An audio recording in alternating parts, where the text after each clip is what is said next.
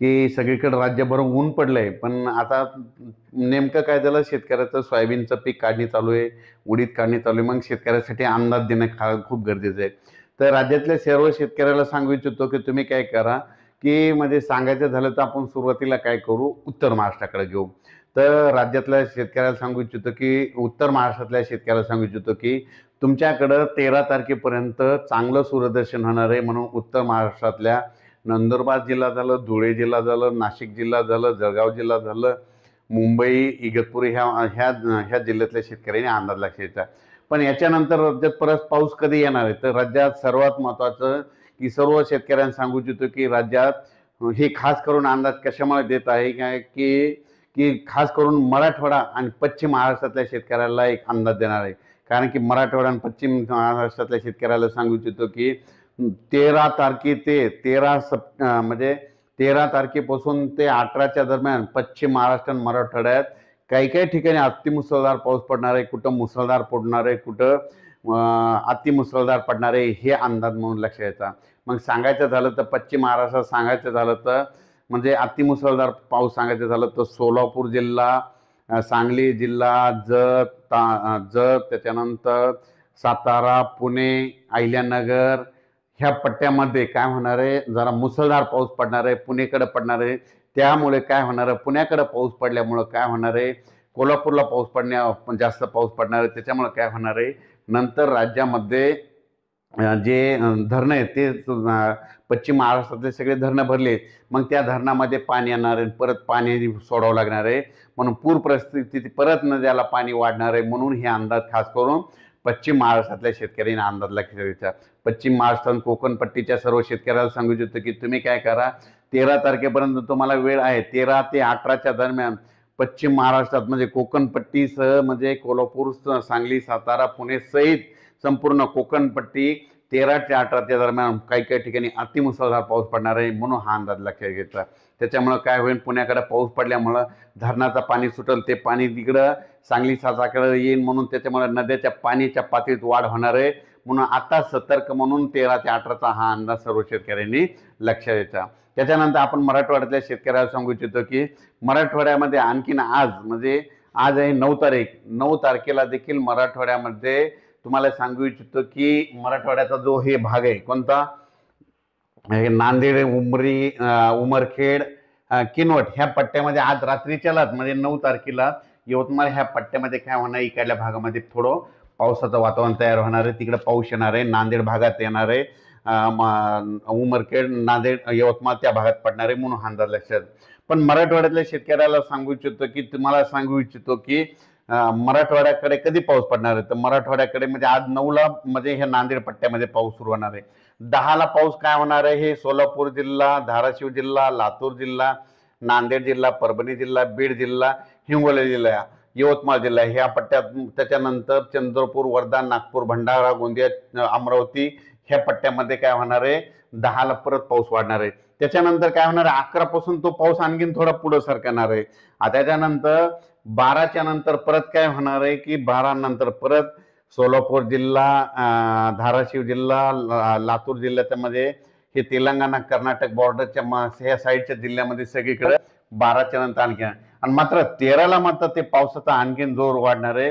13च्या नंतर पाऊस काय होणार, परत पुढे सरकणार आहे. मग तो पाऊस काय होणार आहे, सोलापूर जिल्ह्यामध्ये 13 ते 18च्या दरम्यान सोलापूरकडल्या शेतकऱ्यांनी अंदाज लक्षात द्यायचा. तुम्ही ज्वारीची पेरणी करा. बऱ्याच शेतकऱ्याचे फोन आले, ज्वारीची पेरणी करा का. तुम्हाला एक सांगू इच्छितो की थांबा, कारण की तुमच्या सोलापूर जिल्ह्यामध्ये 13 ते 18च्या दरम्यान अतिमुसळधार पाऊस पडणार आहे. म्हणून हे अंदाज सोलापूर जिल्ह्यातल्या शेतकऱ्यांना लक्षात द्यायचा. लातूर जिल्ह्यातल्या शेतकऱ्याला सांगू इच्छितो की 13 ते 18च्या दरम्यान ज्वारीची पेरणीची घाई करू नका, कारण की 13 ते 18च्या दरम्यान अतिमुसळधार पाऊस लातूर जिल्ह्यामध्ये काही काही ठिकाणी पडणार आहे. म्हणून हा अंदाज लातूरकरांनी लक्षात द्यायचा. नांदेडकरांनी लगेच लक्षात घ्यायचं की नांदेडकर 11 तारखेपासूनच जोराचा पाऊस सुरू होणार आहे. म्हणून 10ला खरं तर 10 तारखेपासूनच नांदेडला आज देखील 9ला देखील पाऊस सुरू होणार आहे. म्हणून नांदेडच्या शेतकऱ्यांनी हा अंदाज लक्षात घ्यायचा. त्याच्यानंतर यवतमाळ जिल्ह्यातल्या शेतकऱ्यांनी आजच यवतमाळ जिल्ह्यामध्ये बऱ्याच ठिकाणी मध्यरात्री 2-3च्या दरम्यान बऱ्याच ठिकाणी यवतमाळकडे देखील पाऊस येणार आहे. म्हणून हे अंदाज लक्षात घ्यायचा. त्याच्यानंतर तुम्हाला सांगू इच्छितो की पूर्व विदर्भामध्ये चंद्रपूर, गडचिरोली, वर्धा, नागपूर, भंडारा, गोंदिया, अमरावती ह्या पट्ट्यामध्ये काय होणार आहे, म्हणजे 12 तारखेपासूनच तिकडे पावसाला सुरुवात होईल म्हणून हे अंदाज लक्षात येतात. म्हणजे 9, 10, 11, 12ला हे पाऊस ह्या पट्ट्यामध्ये राहणार आहे. पण त्याच्यानंतर 13 ते 18च्या दरम्यान तुम्हाला सांगू इच्छितो की कर्नाटकला देखील खूप अतिमुसळधार पाऊस पडणार आहे. तेलंगणाला अतिमुसळधार पाऊस पडणार आहे. कर्नाटकमध्ये विजयपूर झालं, बेळगाव झालं, बागलकोट, कलबुर्गी ह्या पट्ट्यामध्ये अतिमुसळधार पाऊस पडणार आहे. त्याच्यामुळे सांगलीला देखील अतिमुसळधार काही काही भागाला पाऊस झोडपून काढणार आहे, काही जिल्ह्याला झोडपून काढणार आहे. सांगलीकरांनी हा अंदाज लक्षात घ्यायचा. कोल्हापूर जिल्ह्याला देखील अतिमुसळधार काही काही भागात पाऊस पडणार आहे, म्हणून कोल्हापूरच्या जनतेने हा अंदाज लक्षात घ्यायचा. 13 ते 18च्या दरम्यान कुडाळकडे देखील अतिमुसळधार पाऊस पडणार आहे, म्हणून कुडाळ भागातल्या शेतकऱ्यांनी अंदाज लक्षात घ्यायचा. सातारा पुणेकडे खूप पाऊस पडणार आहे, म्हणजे सातारा पुण्याच्या शेतकऱ्यांनी 13 ते 18च्या दरम्यान 13 ते सप्टेंबर ते 18 सप्टेंबरचा अंदाज लक्षात घ्यायचा.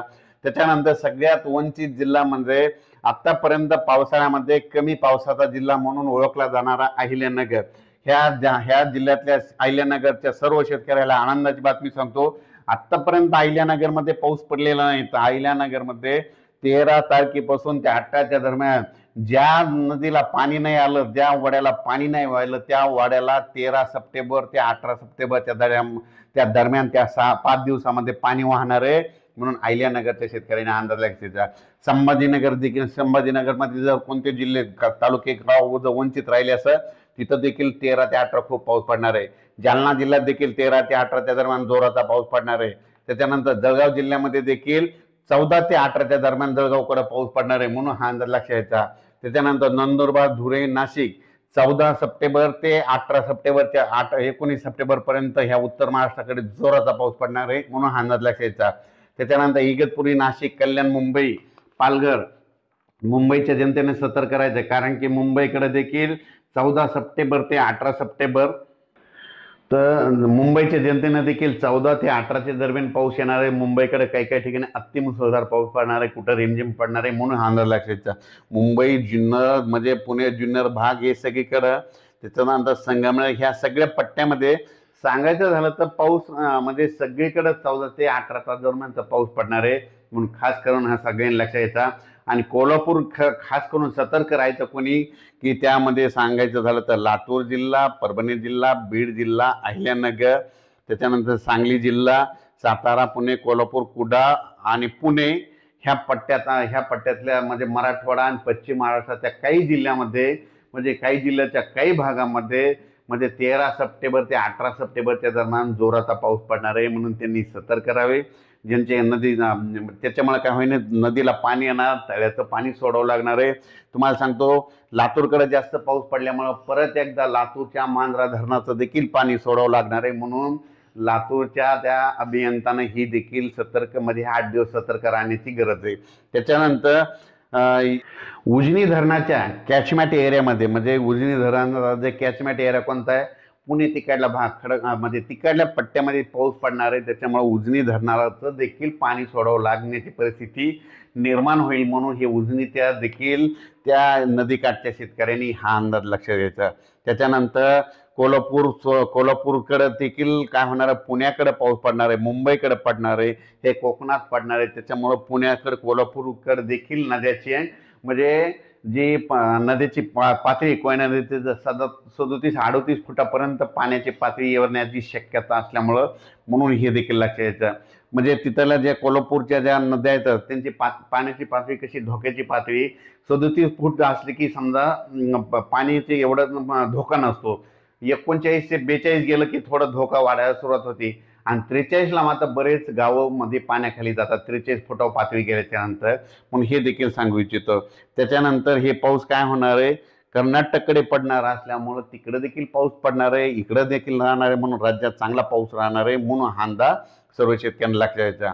त्याच्यानंतर विदर्भामध्ये सांगायचं झालं तर बुलढाणा जिल्हा, अमरावती जिल्हा, जळगाव जिल्हा, वाशिम जिल्हा, हिंगोली जिल्हा, जालना जिल्हा, संभाजीनगर, हे जळगाव जिल्हा, हे संपूर्ण मध्ये सगळीकडे 14 ते 18च्या दरम्यान सगळीकडे मग राज्यात पाऊस सुरू होणार आहे. पण सुरुवात काय होणार आहे, म्हणजे आज 9 तारखेला फक्त सुरुवात होणार आहे इकडं नांदेड इकडल्या भागामध्ये, नांदेड, उमेरखेड, इकडं नायगाव त्या परिसरामध्ये, नांदेड जिल्ह्यामध्ये सुरुवात आज थोडी 9ला होणार आहे. 10ला पाऊस थोडा पुढं सरकणार आहे, 11ला पुढं सरकणार आहे, 12ला देखील 5-6 जिल्ह्यातच जाणार आहे. मग आता 13ला आणखीन तो पुढं सरकणार नाही. मग आता 14 ते 18चा मात्र राज्यात सगळीकडे वेगवेगळ्या भागात जोराचा पाऊस पडणार आहे, म्हणून हा अंदाज लक्षात घ्यायचा. 14 ते 18च्या दरम्यान सांगायचं झालं तर म्हणजे तळोदा, नंदुरबार, शहादा, शिरपूर, चोपडा, जळगाव, एरंडोल, पाचोरा, यावल, जामनेर, अमळनेर, पुन्हा त्या बुरहानपूर, अकोट, हरिसाल, अचलपूर, तळेगाव, मोर्शी, वरुड, सावनेर, बुलढाणा, खामगाव, नांदुरा म्हणजे ह्या पट्ट्यामध्ये आतापर्यंत काही भागामध्ये जे भाग सुटलेला आहे तिथं देखील हे पाऊस काय होणार आहे 14 सप्टेंबर ते 18 दरम्यान पडणार आहे, म्हणून हा अंदाज त्यांनी लक्षात द्यायचा. म्हणजे सांगायचं झालं तर राज्यात चांगला पाऊस पडणार आहे. म्हणून सोलापूरचे शेतकरी ज्वारी पेरण्यासाठी मला फोन लावत होते, त्यांना तुम्ही थांबलेले बरं राहील, हे 18च्या नंतर ज्यावेळेस पाऊस जाईल त्यावेळेस मग तुम्ही पेरणी करायला